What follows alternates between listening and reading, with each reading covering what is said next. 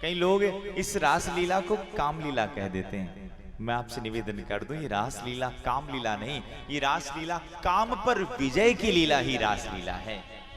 भगवान ने एक बार इंद्र का मान मर्दन किया, ब्रह्मा जी का मान मर्दन किया, और इस काम देवता को भी अपने पर अभिमान हो गया और भगवान को कहा, प्रभु मैं आपके ऊपर काम की बाण छोड़ना चाहता हूं।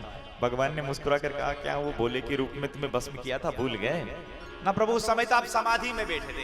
अच्छा, राम रूप में भी तो मैंने तुम्हारे को मुक्के की खानी पड़ी। क्या प्रभु? उसने आप उस समय एक पत्नी व्रत का पालन कर रखा था, और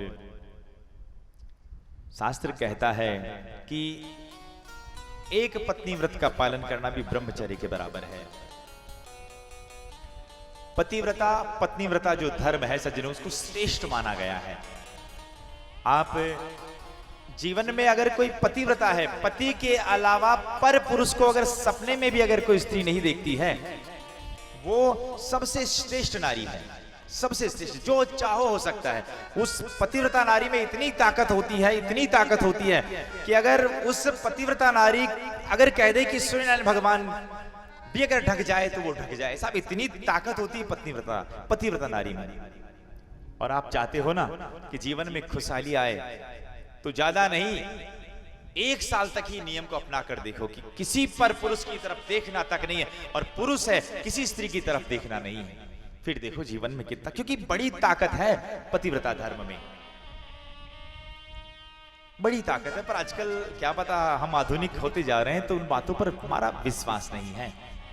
पर सत्यता है, पतिव्रता नारी जो चाहे वो कर सकती है।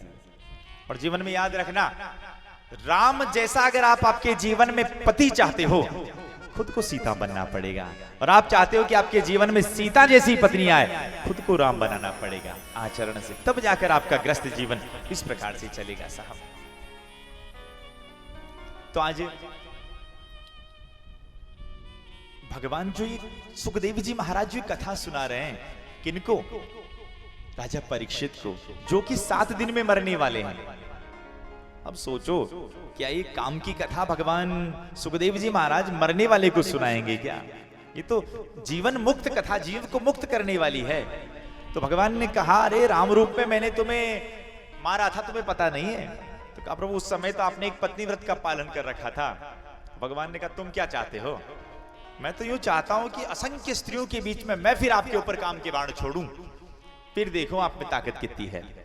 भगवान ने कहा, ठीक, हम तुम्हारी इच्छा जरूर पूरी करेंगे कामदेव। ये रास कोई सामान्य नहीं, रास किन किन के बीच में हुआ है? रास गोपियों और भगवान कृष्ण के बीच में हुआ है। और गोपी कौन? गो का अर्थ होता है इंद्रियां, पी माने पीना, जो इंद्रियों के द्वारा केवल भगवान के नाम का पान करती रहे, वो गोपियां है। गोपियां कोई सामान्य स्त्रियां नहीं है।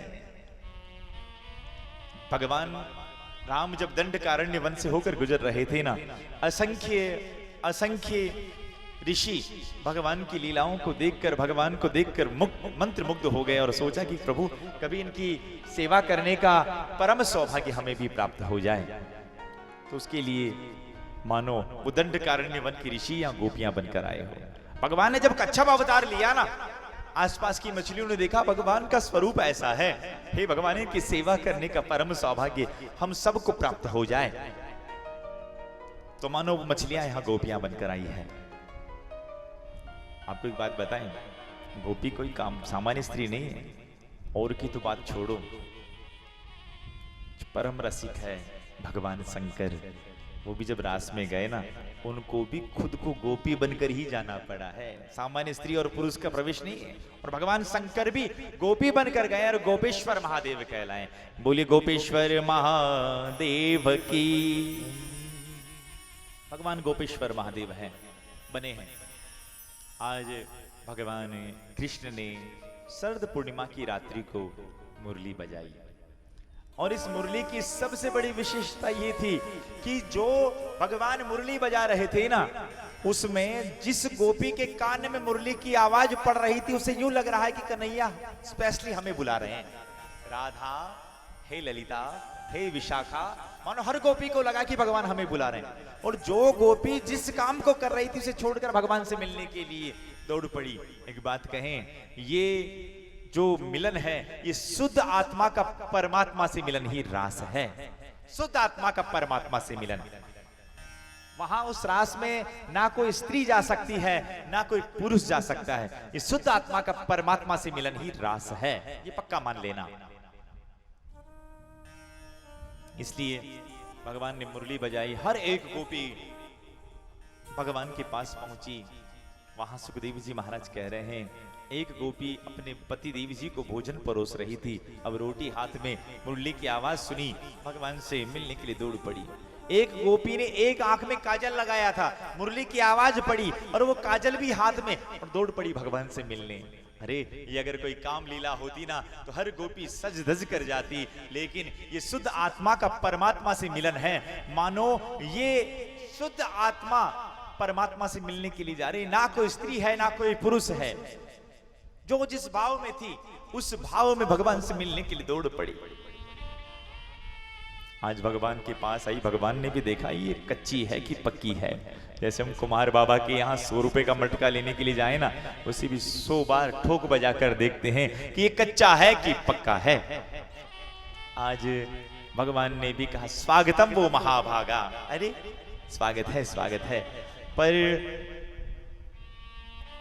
तुम सबका यहाँ आने का कारण क्या है? अब गोपियां सोचने लगी, कन्हैया ने खुद बुलाया और कह रही कि आने का कारण क्या है। अब भगवान हंसते हंसते कह रहे हैं, अच्छा शरद पूर्णिमा के चंद्रमा का दर्शन करने के लिए आए हो, तो कर लिया होगा। तुम्हें पता है गोपियों, तुम अपने घर से अपने अपने पतियों को छोड़ कर आई हो, और तुम्हें पता है पतिव्रता धर्म में कितनी ताकत होती है, तुम जानती हो? कहा हाँ। अरे तुम नहीं जानती, अगर जानती तो तुम अपने पतियों को छोड़कर इसे निर्जन वन में नहीं आती। अब गोपियां बेचारी सब चुप हो गई। तभी तो मीराबाई ने कहा है कि ऐसे वर को क्या वरों जो जन्मे और मर जाए, बर बर ये गोपाल को जासू छुड़ लो अमर हो जाए। आहा, भगवान प्रसन्न हो गए और प्रत्येक गोपी के साथ भगवान, अब उन गोपियों को थोड़ा सा अभिमान आया और भगवान ने कहा है, निर्मल मन जन सो मोहि पावा, निर्मल मन सो मोहि पावा। मुझे केवल भगवान को सबसे अच्छा क्या लगता है? निर्मल मन। और भगवान कहते हैं कि भैया ध्यान रखना, ये दुनिया को आप बना सकते हो पर दुनिया के बनाने वाले को आप बनाने का प्रयास मत करना। उनके सामने जैसे हो चले। पर गोपिकाओं के मन में थोड़ा अभिमान आ गया तो भगवान वहां से अंतर ध्यान हो गए। अब अंतर ध्यान हुई ना, उस समय गोपिकाएं तड़पने लगी, जैसे किसी मछली को बाहर निकाला जाए, वो पानी में तड़पती है ना, ऐसी गोपिकाएं तड़पने लगी। और राधा रानी को भी मान हुआ। अब उसी समय गोपिकाओं में से 19 गोपिकाएं ऐसी थी, वो भगवान के बारे में सोच सोचकर ऐसा विचार करने लगी, एक गोपी पूतना बन जाए, एक कन्हैया बन जाए, एक गोपी सक्टासुर बन जाए, एक गोपी भगवान कृष्ण बन जाए, एक तृणाव्रत बन जाए। मानो भगवान की लीलाओं में ऐसा रमने लगी, उनकी स्थिति में ऐसा लगा कि स्वयं ही भगवान बन गई कि लाली मेरे लाल की जित देखो लाल देखन मैं गई, मैं भी हो गई लाल। आहा, अब उन 19 गोपिकाओं ने एक गीत गाया है भगवान को, और उस गीत को कहते हैं गोपी गीत।